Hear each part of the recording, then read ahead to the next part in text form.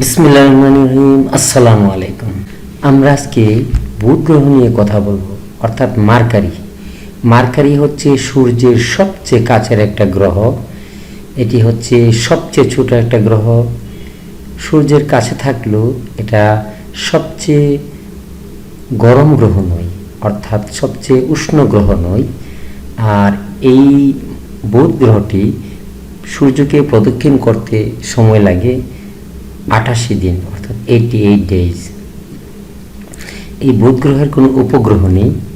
সূর্য থেকে বুধের দূরত্ব ৫৭.৯১ মিলিয়ন কিলোমিটার। বুধ গ্রহের ব্যাস হচ্ছে ৪৮৭৯ কিলোমিটার। এই গ্রহে atomic oxygen, atomic hydrogen, sodium, potassium, magnesium ও হিলিয়ামে ভরপুর।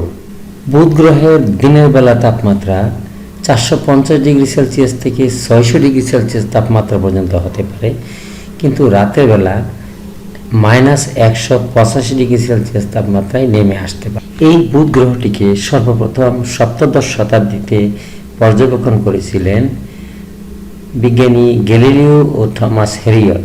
বুধ গ্রহের মাধ্যাকর্ষণ শক্তি পৃথিবীর মাধ্যাকর্ষণ শক্তির ৩৮% হয়ে থাকে।